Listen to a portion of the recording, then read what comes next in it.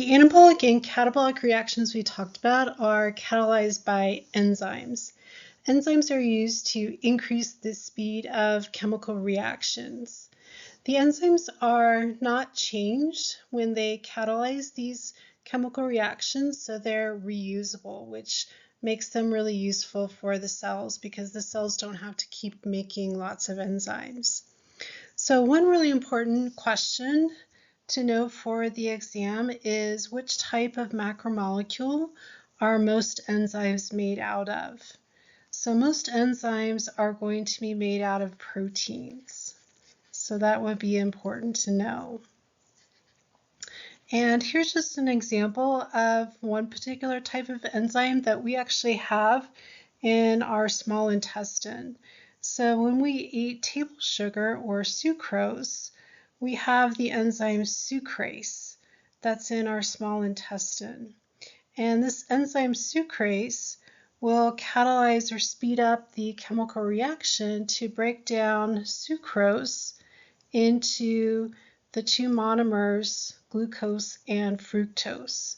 So you can recognize that this is a catabolic reaction. So we're taking a larger molecule and breaking it into the smaller pieces here. And this is also a hydrolysis reaction. So we're just adding water and breaking this into smaller pieces here. So if we didn't have this enzyme sucrase, we would not be able to break apart sucrose because this reaction, if we just put table sugar in water, it would just sit there for years and not break apart at all.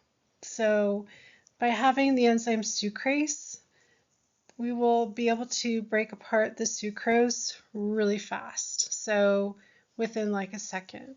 So that really helps our body because then we're able to transport the glucose and fructose into our cells across our intestinal wall, and then we can get that into our bloodstream to the rest of our body, and then we can use that.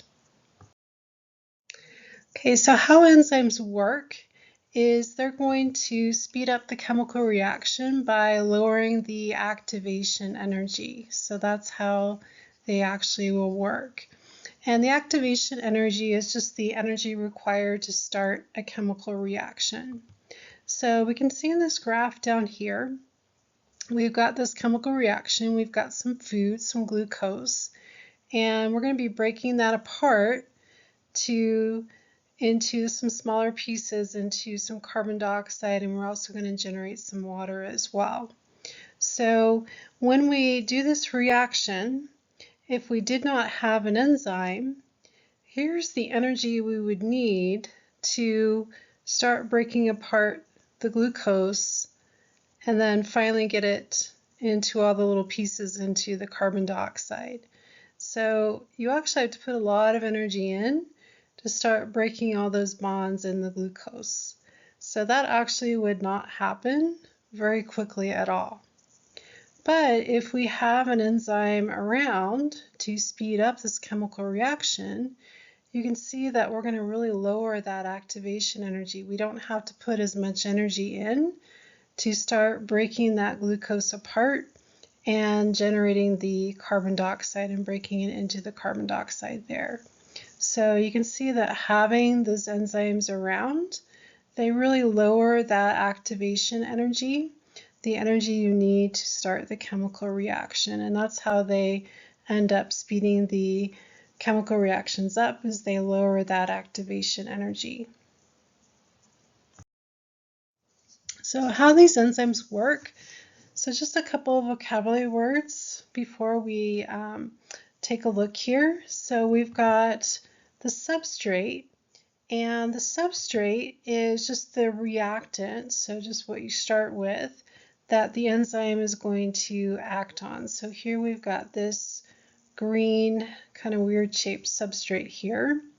And then the active site is just the region on the enzyme where the substrate is going to bind. So you can see on this gray enzyme here is our active site. And each enzyme is very specific for which substrate they're going to bind to. And we actually have lots and lots of different enzymes in our body because they're all very specific as far as what substrate they're going to bind to. And so our substrate will bind to the enzyme's active site, and then the enzyme will then catalyze or speed up the chemical reaction, and you can see that we're going to end up changing our substrate into these two different products. So we actually end up breaking apart our substrate into these two different products here. And now our products leave the active site, and now our enzyme is free to catalyze the same reaction again. So if we have another substrate available, we can go ahead and catalyze the same reaction and produce the same products again. So the enzymes are reusable. Okay, a lot of our enzymes will not work without a cofactor bound to them. And a cofactor is just a non-protein enzyme helper. So cofactors are inorganic metal ions, and inorganic just means that they're not carbon-based. So these metal ions could be like maybe a zinc ion, maybe it's an iron ion, or maybe it's a copper ion. And then we also have other cofactors that are called coenzymes, and these are organic cofactors. So these organic molecules, these are just based on carbon, and many of these coenzymes are vitamins or vitamin derivatives, so they are just made from vitamins. So here's just a picture of an enzyme in brown, and here's a cofactor here that the enzyme will not work until the cofactor binds to the enzyme here. And now it's able to bind to these substrates and then catalyze or speed up this chemical reaction. So these cofactors are just enzyme helpers, and a cofactor would just be an inorganic metal ion, and if it's a coenzyme, then it's just an organic cofactor just made from vitamins or vitamin derivatives. Okay, so temperature can actually affect the enzyme activity. So enzymes will denature, unfold, and no longer work when they get too hot. So here we've got our enzyme, and you can see the active site where the substrate would fit right there and bind. But if this enzyme got too hot, the protein would unfold. And now you can see the active site has disappeared. And so now this enzyme will no longer work. It can no longer catalyze the chemical reaction anymore.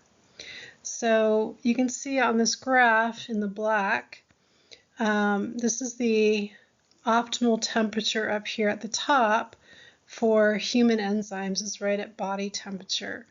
This is in degrees Celsius, but 37 degrees Celsius is right about 98.6 degrees Fahrenheit.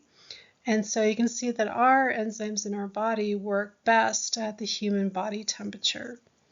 But if it gets too hot, like maybe you have heat stroke or something like that, and maybe your body temperature is, getting above 105 or something like that, you can start to get in big trouble then, because as you get way too hot, your enzymes will denature and start to unfold. And once they unfold, they no longer work, and they cannot refold. So you have to actually go back to your DNA that codes for those enzymes and actually make new enzymes. And by then, you probably are in big trouble and don't have time to make new enzymes, and you're probably going to be dead of heat stroke by then. So if your body temperature is getting above 105, enzymes will start to denature and things will not look good for you. So sometimes we want to inhibit the enzymes so they don't work. And there's two ways to do that. We have competitive inhibitors, or we have non-competitive inhibitors. So the competitive inhibitors are going to compete with the substrate and bind at the enzyme's active site. And then the substrate can't bind to the active site, and so there won't be any chemical reaction. And then the non-competitive inhibitor is not going to bind to the enzyme's active site. So they're going to bind to a site somewhere other than the active site. And then that will change the enzyme's active site shape, and then the substrate can't bind and there won't be any chemical reaction. So let's just take a look at some pictures here. So this first one, we've got the enzyme, and here's its active site and the substrate. And so the substrate would fit into the active site and it would catalyze the reaction and you would get your products. And then here we've got in the middle competitive inhibition. So we've got our substrate in green, and then in blue we've got our competitive inhibitor. And you can see that it's bound to the active site on the enzyme, and that doesn't allow the substrate to bind to the active site. So that blocks the reaction from occurring, and so that inhibits the enzyme. And then in non-competitive inhibition, you can see the non-competitive inhibitor is snuck around and has bound somewhere other than the enzyme's active site. And you can see that when it binds somewhere other than the active site, it changes the shape of the active site.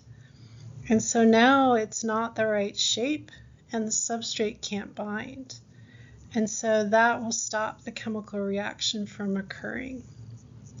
And then this is just a really nice little simple, quick little animation tutorial that just shows the difference between competitive and non-competitive inhibition of enzymes if you want to watch that.